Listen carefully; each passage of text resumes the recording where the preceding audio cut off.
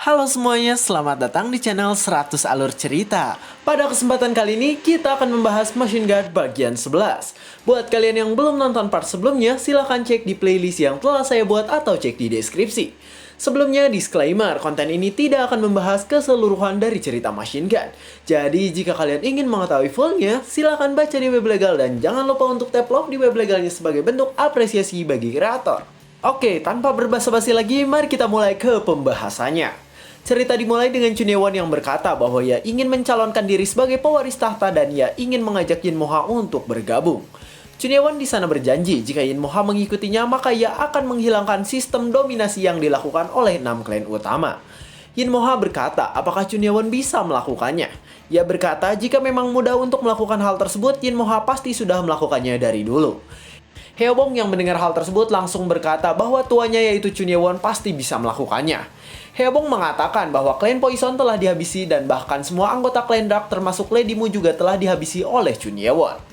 Yin Moha yang mendengar hal tersebut langsung terkejut dan ia pun langsung bertanya pada Chunhyewon untuk memastikannya. Chunhyewon pun di sana mengangguk sehingga membuat Yin Moha yang melihatnya langsung terkejut. Chunhyewon langsung berkata bahwa ia ingin ke inti pembicaraannya. Chunhyewon mengatakan jika Yin Moha bersumpah setia kepadanya maka ia akan membantu Yin Moha untuk menggantikan Sword Demon. Yin Moha yang mendengar hal tersebut langsung bingung. Ia berkata, apa maksud dari perkataan yang diucapkan oleh Chunhyewon? Dengan wajah penuh percaya diri, Chunhyewon berkata bahwa ia ingin mengajari Yin Moha seni bela diri Sword Demon. Yin Moha yang mendengar hal itu langsung terkejut. Ia bingung bagaimana bisa Chunhyewon mempelajari skill milik Sword Demon. Di sana Chunhyewon pun bertanya, apakah Yin Moha tahu alasan Demonic Academy didirikan?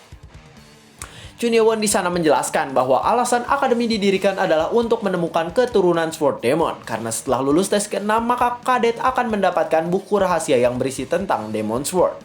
Yin Moha yang mendengar hal tersebut kesal. Ia berpikir apakah benar Sword Demon menyiapkan hal tersebut. Chunhyewon pun langsung mengambil pedangnya lalu berkata bahwa lebih mudah untuk melihatnya dibandingkan mendengar perkataannya. Di sana Chunhyewon pun langsung bersiap untuk menggunakan teknik Sword Demon yang telah ia pelajari. Dengan cepat, ia langsung bergerak menggunakan skill Demon Sword-nya. Go Hwang-chul dan Sama-chak yang melihat hal tersebut langsung terkejut karena gerakan yang dilakukan oleh Chunhyewon sangatlah hebat. Yin Moha yang melihat hal tersebut langsung berkata bahwa gerakan yang dilakukan oleh Chunhyewon adalah gerakan sejati dari Sword Demon. Sedangkan Chunhyewon sendiri terus melakukan gerakan-gerakannya dengan sangat kuat. Di sana Chunhyewon menggunakan teknik Sword Demon dengan sangat sempurna. Dan bahkan Chunhyewon pun menggunakan formasi 24 Demon Sword yang sangat hebat. Go Hwang-chul yang melihat hal tersebut langsung menyadari bahwa gerakan Chunhyewon menjadi lebih kuat dari sebelumnya. Chunhyewon sendiri terlihat mengibaskan senjata yang ia gunakan untuk mensimulasikan gerakan Demon Sword. Yin Moha yang melihat hal tersebut langsung mematung diam karena gerakan itu benar-benar hebat. Yin Moha di sana menangis lalu berkata bahwa gerakan yang dilakukan oleh Chunhyewon adalah formasi 24 Demon Sword yang sudah memiliki ikatan batin dengannya. Moon Gyu yang melihat Yin Moha langsung terkejut karena di sana Yin Moha langsung duduk dan bersiap untuk melakukan meditasi. Di sana Yin Moha sudah merasakan hal yang ia sudah ingin ketahui dari dulu. Yin Moha melakukan meditasi karena sekarang ia telah mengerti arti sebenarnya dari Demon Sword.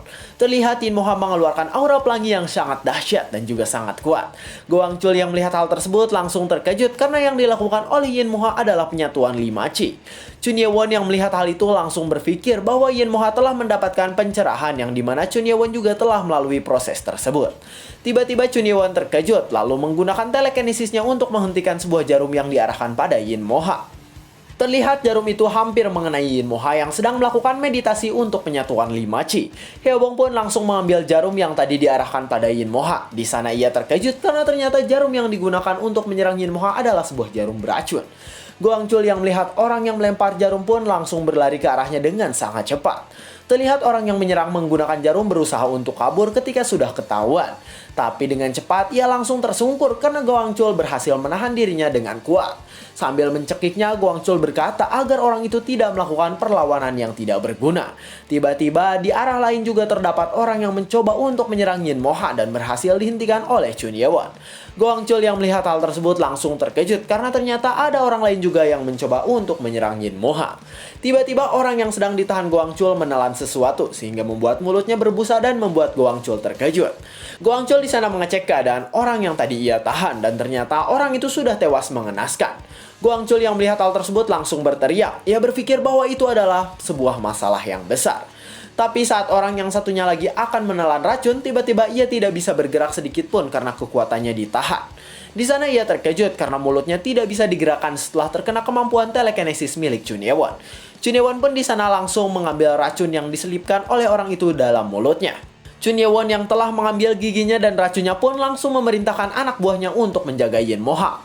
Guangzhou, Moon-gyu, dan Hyeobong langsung mengerti dengan perkataan dari Chun Ye-won. Di sana mereka bertiga pun langsung melakukan formasi melingkar untuk melindungi Yin Moha dari segala arah. Sedangkan Chun Ye-won di sana memperhatikan bahwa orang yang menyerang Yin Moha menyembunyikan racun di gigi gerahamnya. Di sana ia menotok orang tersebut lalu berkata bahwa ia butuh jawaban. Jadi di sana ia melepaskan titik darahnya agar orang itu bisa berbicara. Chun Ye-won bertanya siapa orang yang mengirimnya, sedangkan orang itu berkata bahwa ia tidak bisa memberitahu Chun Ye-won tentang hal tersebut. Chun Ye-won yang mendengar hal itu pun langsung tersenyum dan berkata apakah benar perkataan dari pengkhianat itu. Di sana Chun Ye-won pun menotok titik darahnya lagi sehingga membuat pengkhianat itu ketakutan. Dengan wajah mengerikan Chun Ye-won berkata bahwa sebagai seorang mata-mata orang itu pasti tidak akan membuka mulut. Pengkhianat yang mendengar hal itu langsung ketakutan dengan perkataan dari Chun Ye-won. Di sana Chun Ye-won pun menggunakan telekinesisnya untuk mematahkan satu jari dari pengkhianat itu. Chun Ye-won berkata bahwa ia akan mematahkan seluruh tulangnya satu persatu hingga ia berubah pikiran. Chun Ye-won mengatakan agar pengkhianat itu menggerakkan bola matanya jika memang berubah pikiran. Tapi sambil tersenyum, Chun Ye-won malah berkata bahwa seorang mata-mata pasti tidak akan pernah menyerah. Pengkhianat itu pun terlihat kesal, lalu dalam hati ia ingin meminta pertolongan dari siapapun yang bisa membantunya. Dan di sana pengkhianat itu pun berteriak dengan sangat kencang karena Chun Ye-won menyiksanya dengan mengerikan. Hyeobong dan Moon-gyu yang melihat hal itu langsung ketakutan karena Chun Ye-won menyiksa pengkhianat itu dengan brutal. Sedangkan Yin Moha terlihat tetap fokus untuk melakukan penyatuan 5 chi miliknya. Terlihat wajah Yin Moha mulai retak karena rekonstruksi tubuh akan terjadi pada dirinya yang sekarang. Chun Ye-won yang melihat hal tersebut langsung memperhatikan Yin Moha karena pembangunan ulang tubuh Yin Moha sedang dimulai. Terlihat wajah Yin Moha pun bercahaya sangat terang seperti orang yang menggunakan Fair and Lovely 1 botol. Di sana penyatuan 5 chi Yin Moha pun berhasil sehingga menyebabkan cahaya yang sangat terang di sekitarnya. Guangzhou dan Hyeobong langsung terkejut. Mereka bingung dengan apa yang mereka lihat di hadapannya saat ini. Dan Yin Moha pun langsung terlihat 10 tahun lebih muda setelah melakukan teknik penyatuan 5 chi-nya. Yin Moha di sana membuka matanya dan sekarang wajahnya telah menjadi sangat segar. Moon-gyu yang melihat Yin Moha dari belakang pun langsung terkejut dengan apa yang baru saja ia lihat. Di sana Yin Moha berjalan lalu ia mendatangi Chun Ye-won yang sekarang sedang berada di atas. Yin Moha pun langsung duduk di hadapan Chun Ye-won. Di sana ia berkata bahwa ia sebagai pemimpin klan Demon Sword dan tetua ke-10 bersumpah setia pada pewaris sejati Demon Sword yaitu Chun Ye-won. Guangzhou yang melihat Yin Moha langsung terkejut karena Yin Moha sekarang seperti gadis yang masih muda. Sedangkan Hyeobong langsung memerah karena ia melihat bahwa Yin Moha sangatlah cantik saat ini. Chun Ye-won yang mendengar bahwa Yin Moha akan bergabung langsung senang karena sekarang ia telah mendapatkan persetujuan kedua. Saat melihat Yin Moha yang sudah melakukan rekonstruksi tubuh, Chun Ye-won pun langsung tahu bahwa Yin Moha berada di level orang terkuat dalam kultus iblis. Scenes pun berganti di kantor para pemimpin klan Demon Sword. Di sana terlihat Yin Moha, Chun Ye-won dan bawahannya sedang berbincang satu sama lain. Di sana Yin Moha terlihat kesal karena ia tidak menyangka bahwa bawahannya yang sudah kerja lebih dari 10 tahun ternyata adalah mata-mata dari klan Sword. Chun Ye-won pun langsung bertanya pada Yin Moha sebenarnya apa yang terjadi pada dirinya dan klan Sword. Yin Moha dengan wajah cantiknya pun langsung berkata bahwa permasalahan ini terjadi saat 8 tahun yang lalu. Ia mengatakan bahwa 8 tahun yang lalu muncul seseorang di hadapan Yin Moha yang sedang berlatih malam-malam. Terlihat orang itu menggunakan topeng agar mukanya tidak ketahuan oleh siapapun. Yin Moha yang melihat hal tersebut langsung menyerangnya karena ia berpikir bahwa orang itu adalah penyusup yang berusaha menyerang dirinya. Tapi sayangnya Yin Moha langsung dikalahkan hanya dengan satu formasi saja oleh orang itu. Dengan mata mengerikannya orang itu berkata bahwa jika Yin Moha ingin meneruskan kehendak Demon Sword maka Yin Moha disuruh datang ke sebuah puncak gunung di daerah Murim. Setelah mengatakan hal itu orang itu pun pergi dengan cepat dan meninggalkan Yin Moha yang sudah dikalahkan olehnya. Setelah hal itu, Yin Moha pun pergi ke puncak gunung yang telah dijanjikan oleh orang tersebut. Di sana Yin Moha langsung terkejut dan kesal karena di puncak gunung ia bertemu dengan orang yang tidak ia duga. Terlihat di hadapannya muncul Bunji sebagai tetua Clan Sword dan juga Mujin sebagai tetua dari Clan Drak. Di sana Yin Moha pun waspada dengan adanya mereka berdua, tapi tiba-tiba pria bertopeng muncul di hadapan mereka dengan cepat. Bunji yang melihat hal tersebut langsung berteriak kesal. Ia berkata bahwa sebenarnya siapa pria bertopeng itu. Pria bertopeng itu pun berkata bahwa mereka tidak perlu tahu siapa dirinya. Mujin yang mendengar hal tersebut langsung bertanya bagaimana caranya mereka memanggil pria bertopeng itu. Pria bertopeng itu pun berkata bahwa mereka bisa memanggil dirinya dengan sebutan anonim. Anonim berkata bahwa ia akan mengajari mereka tentang teknik True Demon Sword. Mereka yang mendengar hal itu pun langsung terkejut karena tidak percaya. Tapi tiba-tiba Anonim menunjukkan teknik True Demon Sword untuk membuktikan kebenaran yang ia katakan. Mujin pun bertanya dari mana Anonim mengetahui hal tersebut, sedangkan Anonim langsung menjawab bahwa ia tidak bisa memberitahu dari mana ia belajar teknik Demon Sword. Mujin dengan wajah kesal bertanya mengapa Anonim ingin mengajari mereka dengan teknik Demon Sword. Anonim pun langsung menjawab bahwa ia berpikir ini adalah tindakan yang benar untuk mencari penerus Demon Sword sejati. Yin Moha yang mendengar hal tersebut langsung berkata bahwa ia tidak setuju dengan hal tersebut karena mengingat bahwa Clan Dark dan Clan Sword adalah penyebab dari kemarahan Demon Sword. Bunji yang mendengar hal tersebut langsung kesal, dan Mujin juga langsung bertanya apakah Yin Moha ingin bertarung dengan mereka. Dengan wajah mengerikan, Yin Moha langsung mengatakan bahwa perkataan yang tadi diucapkan olehnya tidak salah sama sekali. Anonim yang melihat hal tersebut langsung berkata agar mereka menghentikan pertengkarannya. Di sana Anonim pun mengeluarkan pedang yang ia bawa dengan perlahan sehingga membuat Yin Moha, Bunji, dan Mujin langsung terkejut. Sambil bersiap dengan tekniknya, Anonim berkata bahwa ia tidak akan mengajarkan keseluruhan dari teknik Demon Sword. Anonim pun melakukan gerakan-gerakan dari teknik Demon Sword dengan sangat hebat sehingga membuat Bunji dan Mujin langsung terkejut. Bahkan Yin Moha yang melihat hal tersebut langsung ketakutan karena gerakan yang dilakukan oleh Anonim sangatlah kuat. Mujin di sana berpikir bahwa gerakan yang tadi dilakukan oleh Anonim adalah gerakan 24 Demon Sword. Dan Anonim yang sudah selesai melakukan gerakannya pun langsung berkata bahwa gerakan tadi adalah gerakan terakhir yang ditinggalkan oleh Demon Sword.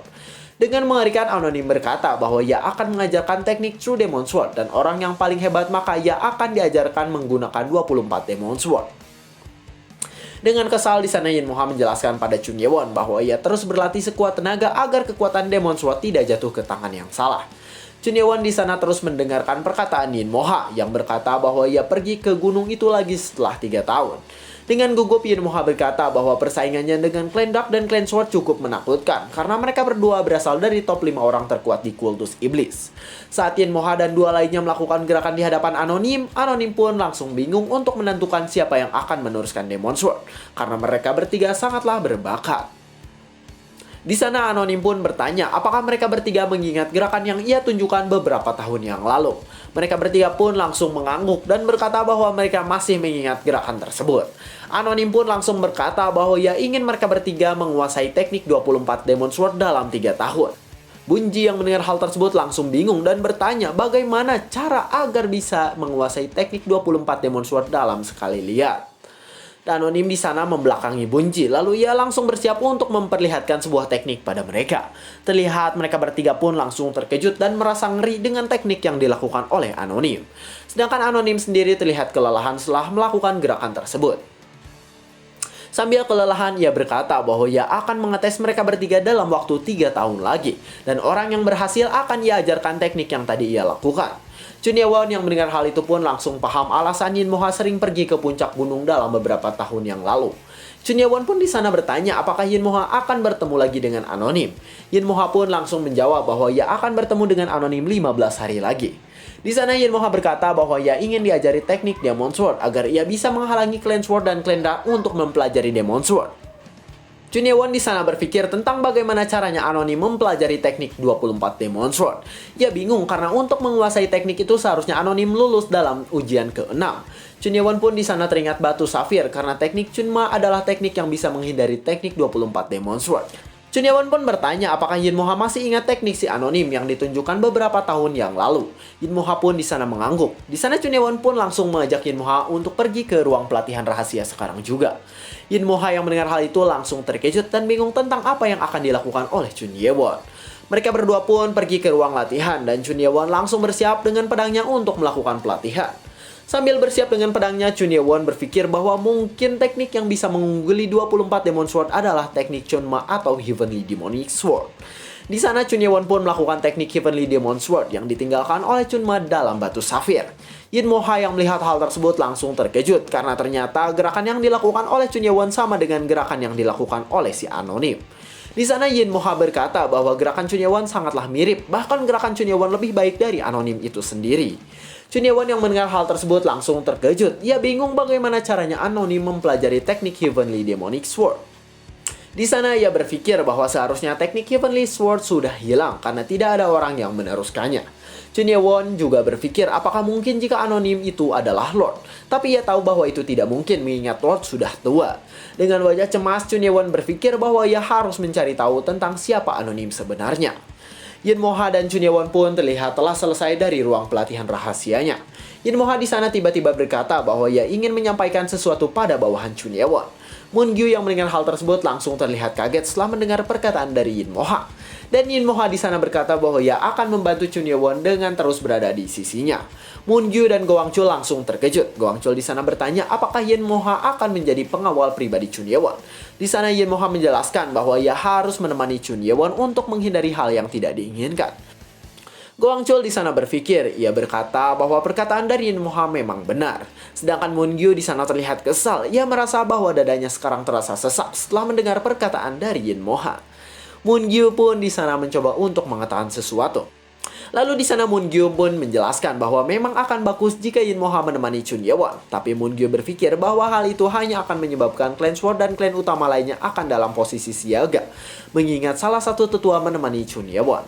Yin Mo-ha yang mendengar hal tersebut langsung berkata bahwa perkataan Moon-gyu benar. Ia mengatakan bahwa ia tidak kepikiran hal tersebut. Tiba-tiba Go Wang-chul di sana tertawa dengan kencang sehingga membuat Moon-gyu terkejut. Dengan asik Go Wang-chul berkata agar Moon-gyu tidak perlu mengkhawatirkan hal yang akan terjadi pada klan Demon Sword. Dengan penuh percaya diri di sana Go Wang-chul menjelaskan rencana yang ia miliki. Cerita pun berganti ke kediaman klan hantu tempat kediaman Hwan Yi. Terlihat Hwan Yi menyambut kedatangan dari Chun Ye-won. Di sana ia bertanya apakah rencana Chun Ye-won berjalan lancar. Tapi tiba-tiba Hwan Yi terkejut ketika melihat bahwa anggota Chun Ye-won telah bertambah. Di sana ia melihat ke arah Yin Mo-ha. Ia berpikir siapa orang yang memiliki mata galak yang ia amati itu. Dengan wajah kesal Yin Mo-ha berkata bahwa Hwan Yi masih suka berdandan tidak jelas. Di sana ia juga bertanya mengapa Hwan Yi menatapnya seperti itu. Hwan Yi yang mendengar hal tersebut langsung bertanya apakah perkataan itu ditujukan padanya. Dan dengan wajah kesal Yin Mo-ha mengatakan bahwa hal itu memang ditunjukkan pada dirinya. Hwan Yi yang mendengar hal tersebut langsung merasa familiar dengan cara bicara wanita itu yang tidak berkelas. Yin Mo-ha yang mendengar hal tersebut langsung kesal karena ia disebut tidak berkelas oleh Hwan Yi. Hwan Yi yang mendengar hal tersebut langsung terkejut dan menduga tentang siapa orang yang ada di hadapannya itu. Ia pun melihat ke arah Yin Mo-ha dan berkata bahwa itu pasti adalah dirinya. Hwan Yi pun langsung melihat-lihat Yin Mo-ha. Ia berkata bahwa ia iri karena Yin Mo-ha melakukan rekonstruksi tubuh. Di sana Chun Ye-won bertanya apakah Hwan Yi bisa membuatkan topeng dengan wajah Yin Mo-ha. Di sana Hwan Yi bertanya apakah hal itu bertujuan untuk menutupi bahwa Yin Mo-ha telah melakukan rekonstruksi tubuh. Chun Ye-won pun langsung menjawab bahwa hal itu salah. Lalu ia menjawab bahwa topeng itu bertujuan untuk memalsukan keberadaan dari Yin Mo-ha. Hwan Yi pun langsung mengerti. Di sana ia tahu bahwa hal itu bertujuan agar Yin Mo-ha bisa menjadi pengawal pribadi dari Chun Ye-won.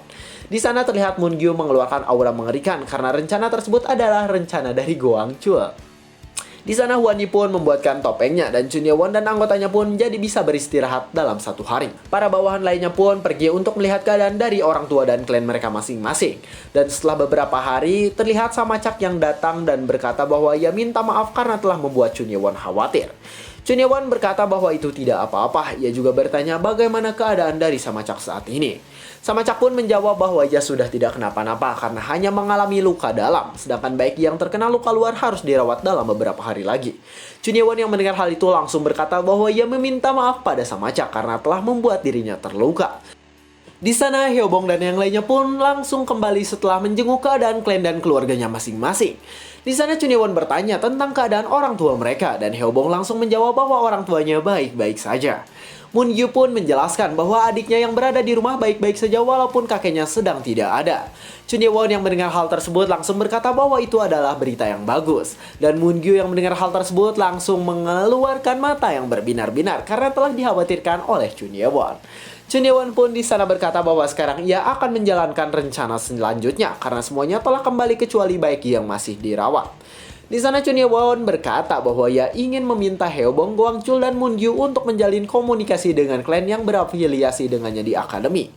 Gwangchul yang mendengar hal itu langsung berkata bahwa di sisi Chun Ye-won harus ada 3 orang, jadi ia akan pergi berdua dengan Haebong saja. Moon-gyu yang mendengar hal tersebut langsung senang karena ternyata Gwangchul menyarankan dirinya bersama dengan Chun Ye-won. Chun Ye-won pun setuju dengan rencana tersebut. Di sana ia berkata bahwa ia akan pergi ke klan Nihility. Di sana Chun Ye-won pun pergi ke tempat kediaman klan Nihility. Chun Ye-won di sana terkejut karena ternyata bangunan klan Nihility sangatlah besar sehingga setara dengan 6 klan utama. Saat di gerbang, tiba-tiba penjaga memanggil Samachak yang merupakan tuan muda dari klan Nihility. Para penjaga itu berkata bahwa sekarang Samachak telah menjadi orang dewasa dan juga orang yang tampan. Sambil berbisik, Samachak berkata agar penjaga itu memanggil ayahnya karena sekarang ia telah datang dengan Chun Ye-won. Moon-gyu yang melihat hal tersebut langsung tersenyum. Ia berpikir bahwa ini adalah suasana yang bagus untuk mendapatkan bantuan tanpa pertarungan. Di sana tetua klan Nihility yang merupakan ayah Samachak pun datang dan berkata bahwa ia menyambut kedatangan dari Chun Ye-won. Chun Ye-won pun langsung memberi hormat. Ia berkata bahwa ia berterima kasih atas sambutan hangat yang telah diberikan. Tetua dari klan Nihility pun berkata agar Chun Ye-won masuk. Di sana ia berkata bahwa ia akan berpesta dengan kedatangan dari Chun Ye-won. Samachak di sana langsung gelisah karena ayahnya selalu menyambut tamu secara berlebihan. Sedangkan Chun Ye-won di sana merasa curiga karena hal tersebut.